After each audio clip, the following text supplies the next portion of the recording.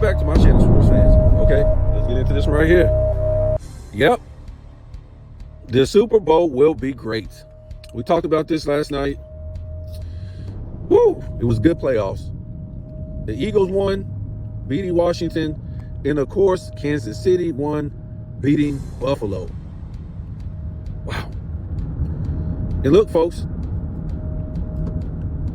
yes, Mahomes will be going for a three-peat, something that never has happened in NFL history.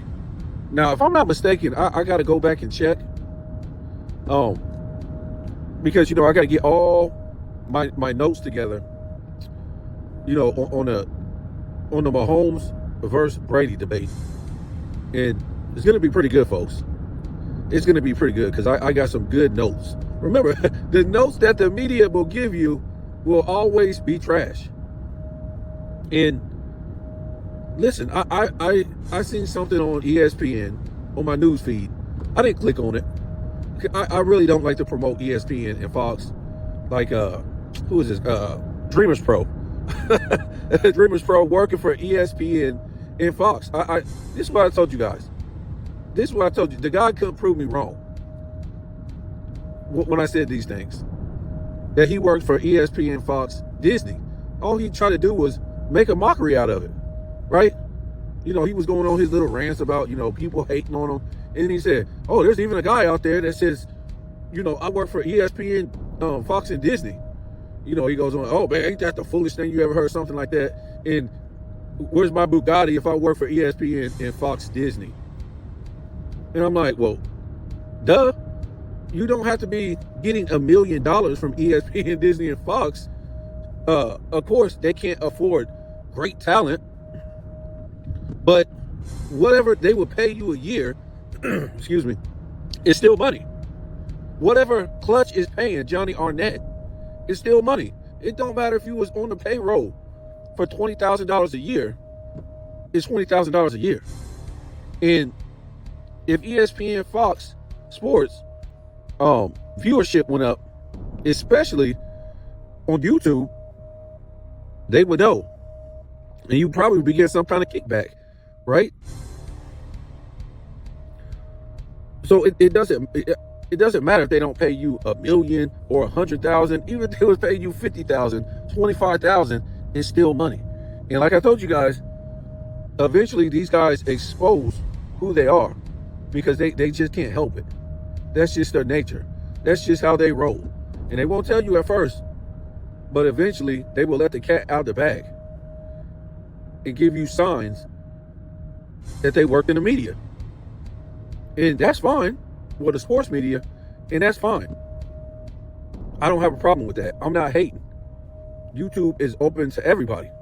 What I'm trying to say is they try to come on and build these channels and act like they're just like you. But they're really not. They were guys that worked behind the scenes in sports media and never made it big to where they were on the desk and stuff like that. They just worked behind the scenes. Maybe as producers, writers, cameraman, whatever. There's all kinds of people behind the scenes. And like I said, they never made it to where, they got from behind the scenes. And being on YouTube is a great platform. I mean, a good way to make money. Talking about sports, talking about anything in general. And, I mean, we see it with the famous people. They come on YouTube. And now they're making a lot of money. And that's all I'm trying to say. Don't think these people are just like me and you. But like I said, eventually they show their hand, who they really are. In all different type of ways. Right? They end up working with sports players or professional sports players and, professional broadcasters, anchormans, people that were just in professional sports. They end up showing their hand who they really are. Because me and you, we don't have enough clout or know anybody like that to be working with professional people in the sports world. We don't have those kind of connections. So when they do it, don't think, oh man, they just happen to get big like that and somebody want to work with them, and don't work like that, folks. So like I said, I seen it come up on my feed that Stephen A. Smith was talking about the GOAT debate as far as if Mahomes were to win this Super Bowl, he would be the GOAT. And of course, you know, it is what it is. That was the headline. So I didn't really need to click on it because he's going to say a whole bunch of stuff that makes absolutely no sense, right? This is the guy that has been vouching for LeBron since 2012, saying all this ridiculous stuff. Well, actually, he kind of got on LeBron's butt back then. And remember, through all this guy's failures, he was still pampering this guy. Nobody knows why. It's not like, okay, let's move on. It was always, oh, he can be great. He got the ability to be great. Who cares if he wants to go play with other teams' #1 franchise players? That doesn't make him not great. So what if he wants to be the third wheel? That doesn't mean anything. So what if he has to learn how to win by another winner? That doesn't, you know, take away from what he does. And like, wow. Okay. So how's he a GOAT now? How's he a GOAT now? I'm not too sure how that works, folks. With the thing Stephen A. Smith was saying back then about LeBron James and how Kobe, how he wanted Kobe to come to Miami because they were like on the cusp of losing. What was it in the East? I don't know if it was in the second round or the third round. It was one of those. Miami Heat was down 3-2 to the big three mighty Boston Celtics, and they felt like Miami was going to lose that series, and they actually had a chance to lose if they lost that next game. So Stephen A. Smith was already plotting. He was like, you know, this series is over. Wade needs to go to LA, and Kobe needs to come to Miami because there's nobody like Kobe Bryant. This was in 2012. There's nobody like the Mamba in basketball today. And this guy could teach LeBron how to be a winner, a killer, and a leader. These are the same guys at ESPN that today put Kobe, not even top 5, and put LeBron James over Kobe. But Kobe needed to come teach LeBron James how to be a winner, a killer, and a leader. These guys can't be serious. And this is why I didn't click on that. Because they're trying to rewrite history. Now,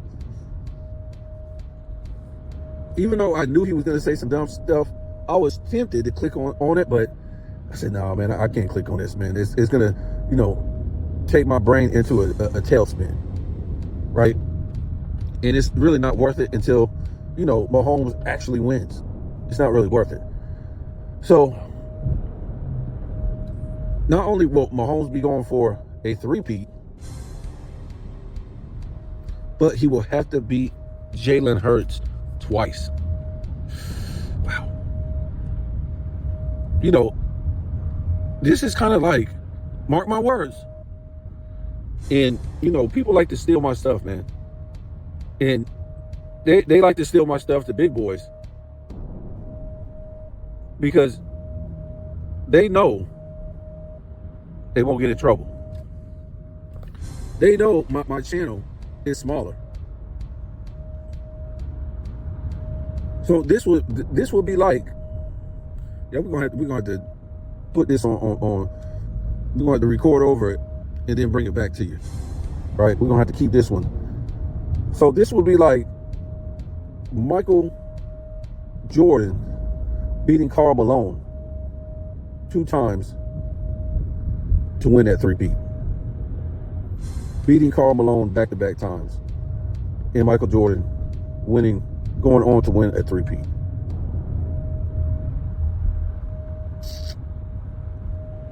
Yep. That's what it would be like. And to me, what I've been telling you guys, the way Mahomes has been dominating, you know, the top tier quarterbacks in the league, or in his what do you want to say, the conference, the Lamar Jackson and Josh Allen to me, it's equivalent. It's equivalent to Michael Jordan dominating Charles Barkley in the East. Patrick Ewing. You know, we can even extend it to Reggie Miller. We can extend it to Dominique Wilkins. Was anybody else in that East? This is what he did.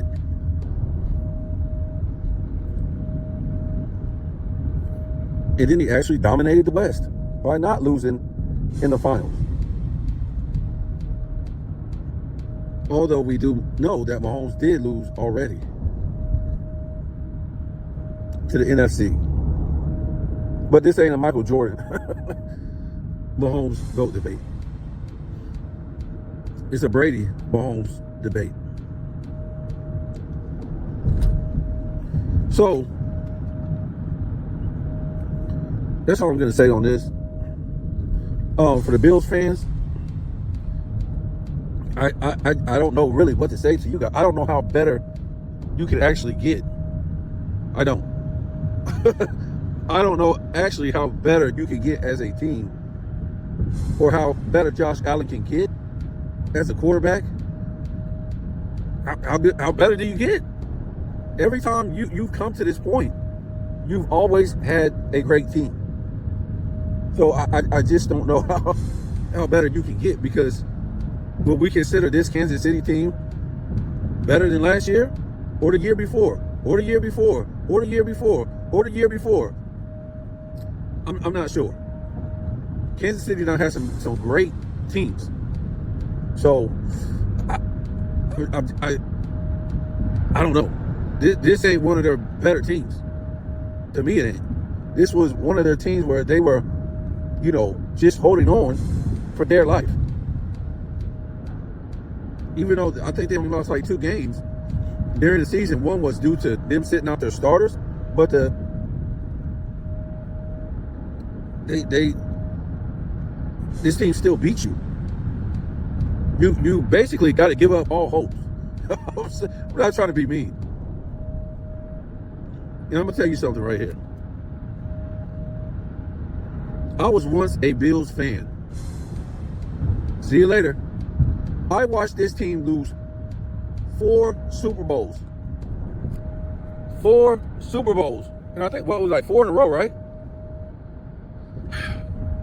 I couldn't do it no more, folks. I was done. And I was a Braves fan. I was Atlanta Braves fan. So you know how that went. But luckily, in that remix, we end up winning a World Series. Finally. With all that losing.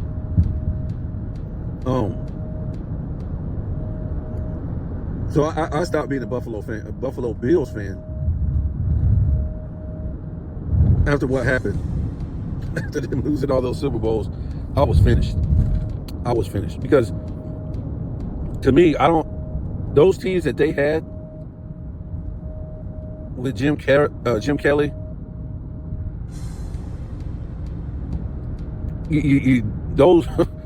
those teams should have went down as all-time great teams. Your Andre Reeds. Wow. Those teams were loaded, folks.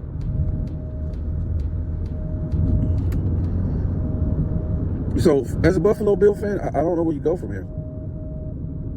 I just don't know where you go. I'm not trying to say you got to bail out on that team. I did. After they lost all those Super Bowls back in the day. I couldn't do it no more. Losing in the AFC Championship game, what is this, like 4 times, 5 times? Well, no, it's losing against Mahomes. I have to go back and look at it.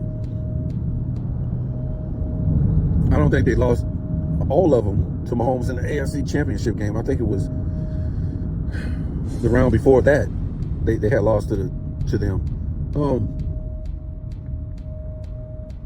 Yeah, I don't know where you go from here as a Bills fan. This is, you losing the AFC Championship again and again is just as bad as losing in the Super Bowl. And it's not guaranteed that you was going to win the Super Bowl. If you won, against Mahomes, against the Chiefs. So you still would have had to play the Eagles. So was it better losing in the championship game or the Super Bowl? You got to ask yourself that. Now, I think if Josh Allen would have lost in the Super Bowl, I would not have held that against him, because he never been there. And at least he finally made progress to where he got to the Super Bowl. But he didn't make the Super Bowl. He didn't make the progress. And he's going to get the same smoke, folks. Like Lamar Jackson. He can't win the big game. No matter how it went down, he can't win a big game.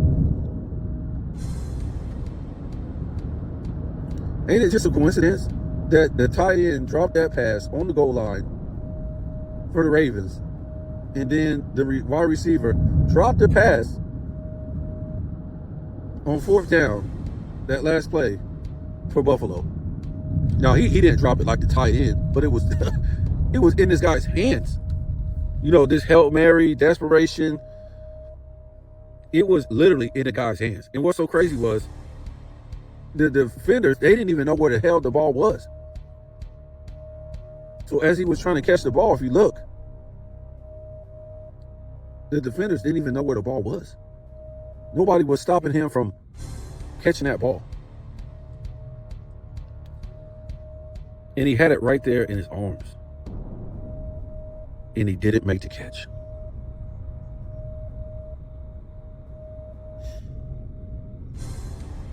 And I know it's not easy to make a catch when you're, basically when you're lunging through the air and trying to make that catch. But clearly, if this guy would have made this catch, not only they could have ran more clock off the game, because they wouldn't want to punch it in right then and there. They would have ran clock off the game, and I think they would have scored a touchdown. I think it was down there, folks. Maybe, I don't know, the 10-yard line. It was down. They were down there. Yep, they were down there, and they would have scored that touchdown. And I don't know. Mahomes would have had to come back and score a touchdown. I don't think he would have had time. I don't think they were particular having a good passing game. Mahomes wasn't having a great passing game. He wasn't having a bad one. He just wasn't having. It wasn't great, but it wasn't bad, but it wasn't great. I mean, he made some great throws, and like I said, there were times that Mahomes was killing you with his feet. And that's why I love his running over Josh Allen and over Lamar Jackson. Because it's almost like you know what these guys are going to do. They're going to run the damn ball all the time. And a lot of times you can't stop it. I give them that. But because you always know they're going to run the ball, a lot of times you can stop them on big plays. That 4th down right there, in what was it, like inches or whatever like that, and they had to turn the ball over. Everybody knew they was gonna run. You know, they could have did a fake play, like they were gonna run and throw the ball, and they probably would have scored a damn touchdown because they would have caught them off guard, because everybody knew they was gonna run. Now, a lot of people, they're questioning a lot of calls in this game. So what I'm going to say about that is there's a whole bunch of bad calls every game. A bunch of bad calls every game, where dudes are hitting, where dudes are getting hit out of bounds. They don't call it. Yes, they do call some of them, but there's no way you can call every damn call. There's just no way. So what I'm going to try to say is, like, if you want to win a game, and it's the coming down to the last possession, last 2 possessions, stop doing stupid stuff. You're doing stupid stuff all game. This ain't the time to keep doing it. Stop doing it. You can't just say, oh, well, they did it earlier, man. They didn't call it, man. That was early in the game. You can't keep doing these stupid things, getting in fights, and you can't do this. or it's making it look obvious that you're trying to, rig the damn game up for your opponent. You can't cry if you're doing stupid stuff in the last minutes of the game. You can't. So let me get off of here. You guys tell me who's going to win this. It's going to be hell for Kansas City to beat Saquon Barkley and shut him down. It's just going to be hell for them to do that, folks. We'll see what happens in. A lot of these guys aren't young no more. If they win this repeat, let's see where this goes. Because Mahomes, he can keep going. Kelsey can keep going, even though he looks tired. Maybe he'll break out and have a big game or something like this. I don't know. So, you guys tell me what you think. But what I'm trying to say is, they might have to move a lot of pieces to keep this going for Mahomes after this Super Bowl. Because I'm not trying to say all the players are old, but you got some great players on the defense, the offensive line. They got some miles on them, folks. But they do got some young players too on that team. So this is gonna be good. You got Hurts over there. Don't sleep on him. The Eagles are a beast. Tell me what you think.